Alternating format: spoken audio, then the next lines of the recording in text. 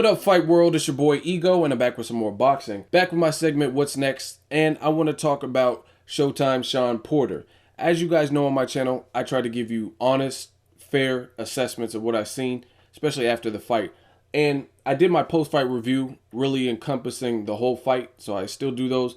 But what's next is basically hone in on that specific fighter. What do I want to see from them going forward in the future and that kind of thing. So I want to break down Shawn Porter. Now, with his performance, again, if you watch my post-fight recap, I wasn't highly impressed. I think you got a guy who was really contacted on one day's notice. Nobody's ever heard of him for the most part. I talked to several people and established boxing channels and pages and stuff like that, and no one knew who this guy was. Now, that's not always a bad thing. You know what I mean? There's a lot of fighters that may be undiscovered. But, I mean, you could just look at the totality of it. Nobody knows this guy. You can look at his records. He doesn't really have the power to probably hurt somebody who's competed at a world-class level like Shawn Porter. And given all of those situations, plus the Kareem Mayfield situation, how they flew him down there, and I think that would have been more of a dogfight and a better fight. And then they whoever they is, skipped on that opportunity and fought Eric Bonet. I think Shawn Porter could have done better. Now, I do take into consideration he's off a loss. He's off a loss to a great fighter and the now current champion, Kell Brook. So, it to me, it has done something to his confidence. Like, he didn't seem like the same. I mean, this guy was, he was solid with the counterpunching and the overall boxing skills, especially on last minute notice. So I'm not trying to trash him, take him down. He did what he had to do. He got paid $150,000 to show up, and he tried to make it the best fight he could. So I'm not here to bash him. I'm just giving my honest assessment. But I've seen Shawn Porter beat guys like Paulie Malignaggi, who at the very least, he doesn't have much power, but he's a good boxer. He has an underrated jab. He has a chin.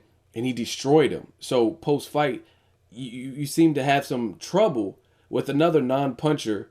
And he just overall, I wasn't wowed by his performance at all. Like, to me, I was more wowed by Robert Guerrero last week in losing. Just because I didn't think he would be able to withstand some of those shots. And he just showed he had tremendous heart. Now, and he rallied back to try to make it as much of the fight as he could. I was more impressed by Keith Thurman's performance over Robert Guerrero, battled adversity with the nasty knot. And they're all in the same division. This is a top welterweight division, and this is the talent pool. And to me, Shawn Porter, I wasn't really impressed. Like I said, I think you did what you had to do. I also think I'm not making any excuses. I'm just keeping it 100% real. I think his opponent fell. When he fell kind of weird or awkward, and he hurt himself in that.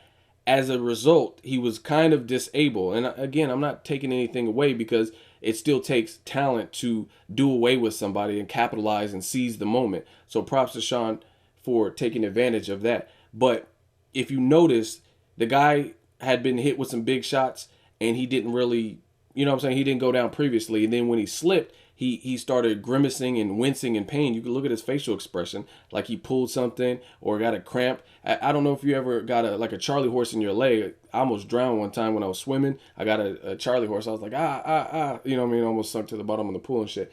But there was obviously something that happened in the slip. You can see it on his facial expression. And from that moment, I don't think he really recovered from that. As a result, Shawn Porter pounced on him, did what he had to do. But that was his opening.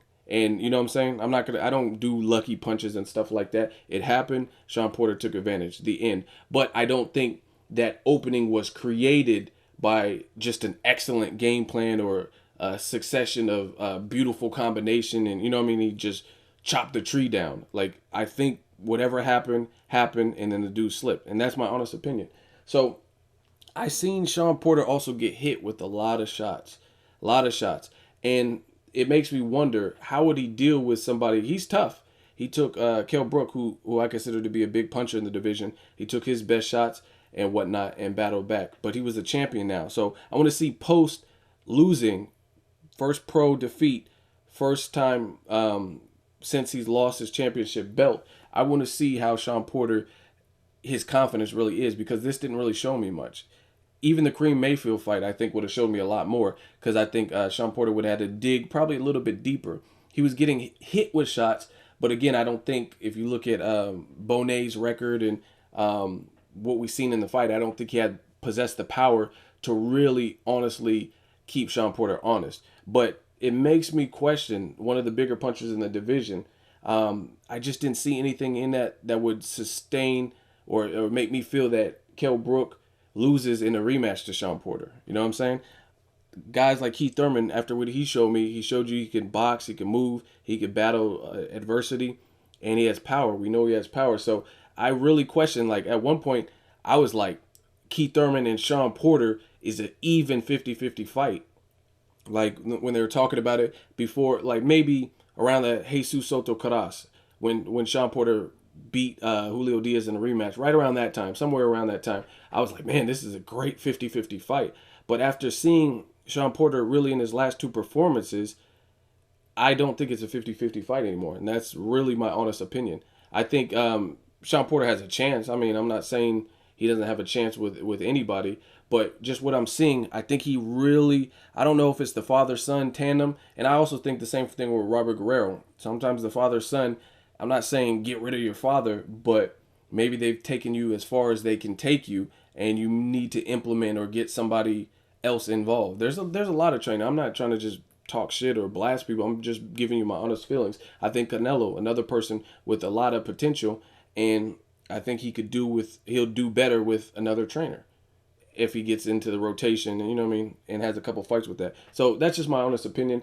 I don't know what Shawn Porter's plans are, but I just don't see the level of progression that I expected out of him. I think if anything, Shawn Porter should really try his best to emulate the Mike Tyson model.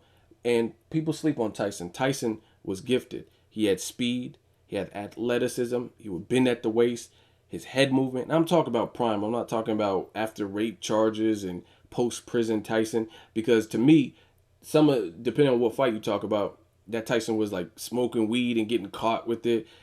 He just didn't seem like he really gave a fuck. He seemed like he was in it to sustain his lifestyle, the rich lifestyle, and to get paid. Like, he didn't seem focused like when Cuss was alive and stuff like that. But prime Mike Tyson used to do a lot of those things, and they have the same kind of tank built, muscular, compact type shape, but Mike Tyson had more dynamics to him, like the head and movement, the bobbing and weaving. He would like force his fight upon you. And to me, I thought Shawn Porter had a bit more of that, especially when he went through Paulie Malignaggi with ease, because Paulie Malignaggi, again, is a person I consider to have a good chin, a great jab, and he made it look like easy work. So I don't know if it was just the momentum of his career, satisfying the Julio Diaz rematch and then fighting like a Paulie Malignaggi, and he had that steam to him. But I feel like he needs to kind of go back to the drawing board. One thing Shawn Porter does well is his jab. He is tough. I've seen him take some pretty big shots, and he keeps coming forward and stuff like that. But I think he needs to. He's so wide, and he falls in, and it's like, I don't know if you guys have ever had like coffee, caffeine, an energy drink, a rock star, something like that, and like then been in a class or something, you have to sit through a class and you feel all fidgety. That's what Shawn Porter's style reminds me of. It's like he has all this pent up energy, like ADD, or drank a Monster or some shit, and he has all this aggression, like and he wants to release it. But the thing is, when you fight at an elite level, I feel that energy and that aggression can definitely be used against you by a guy like Mayweather, Pacquiao. They'll make you pay. They'll make you pay at that elite level for your aggression if you don't come at them the right way. So everything I'm saying in this video is to constructively help. I don't know. Shawn Porter follows me on Twitter. I don't know if he sees it. It doesn't matter. I'm an honest person.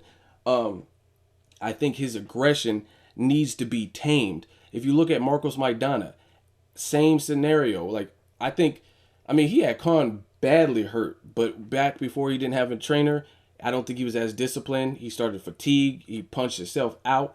Then he lost and looked like shit versus Devin Alexander. And he hooked up with Roberto Garcia, Oxnard, shout out to them.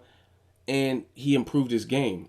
I remember specifically watching Maidana versus Jesus Soto Caras that was on the Canelo Josecito undercard with my brother. And I was like, what? I was like, you see Maidana with this jab? And he was actually fighting off the ropes a bit more.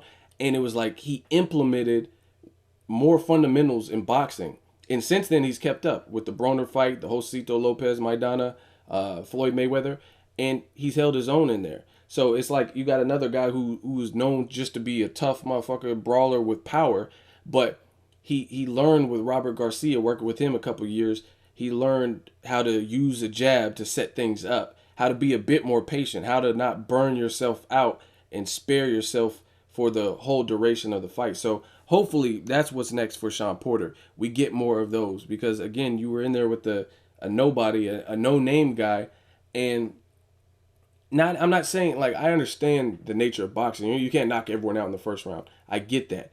But it looked like he was working harder than he needed to, even in the spots. Like, he was doing good, and then he would just, like I said, smother his work and things like that. And that's the biggest problem. Like, show some composure, some ease. Like, obviously, you're an aggressive person. You used to play football. You want to get your shots off, but pick your shots.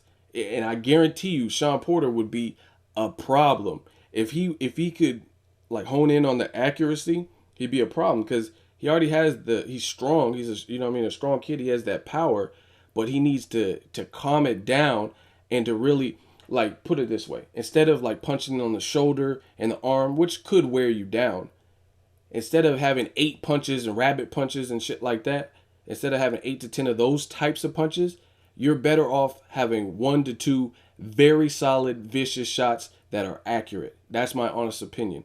If you place like 2 or 3 well-placed body shots versus 8 to 9 to 10 hitting on the head and back of the head and on the elbow and just random spots, I think it's more effective. So for me, what I hope is next for Shawn Porter, I would like to see quality and not quantity. I understand he's a volume guy, and, like, if I was coaching him, I'm not trying to change his whole style, but fine tune it. And again, I'm a diehard believer in quality over quantity, and that's what I would like to see. Instead of throwing so much, use and reserve your energy to throw the right punches at the right time, and that's what he can work on. So that's what's next, hopefully, for Shawn Porter. They're great fights that he can be in. I just don't see him winning all of those fights in this form. So I think he needs to go back to the drawing board and work on it. And it might be simply because, I'm not trying to be hard on him, bash him, nothing like that. It might simply be because he did lose some confidence losing to Kell Brook in that fashion. I think he talked a pretty good game. Like, I don't think he thought he was going to lose to Kell Brook. And then at the StubHub, he lost to Kell Brook. So, you know what I mean? Maybe it's a situation where he has to get it back. I guess only time will tell. But hopefully that's what's next for Shawn Porter. He could just calm it down a couple notches and work on some of the fundamentals similar to Maidana. And I think he could be a force. What I would like to see from him in terms of opponents, I think there's a lot of great fights. Marquez would be a good fight for him. Amir Khan is a good fight. To me, Amir Khan's a good fight for the simple fact Amir Khan has been looking superior as a boxer, but a lot of people question his chin. They want to know, can he take a shot? Shawn is rugged as fuck. So, like I said, the punching on the arm and stuff, how is Amir Khan going to move out of the way of that? What if he catches something? How will he look? And then on the flip side of that, Amir Khan's been looking like a phenomenal boxer. So will he just have Shawn Porter just missing and looking crazy? So that's an interesting fight. I would like to see something like that. Even to Keith Thurman, if it's not up to my opinion. If Shawn Porter feels he's ready, he's fought him in the amateurs. If he feels he's ready for Keith Thurman, shit, I would want to see it. Maidana, those are all good fights to me. Drop me a comment. Let me know what you guys think of Shawn Porter. Where does he go from here? What's next? And let me know what you think of my video and my assessment. Make sure you like my video as always. Hate, comment, and subscribe. Till next video, it's Ego, signing off.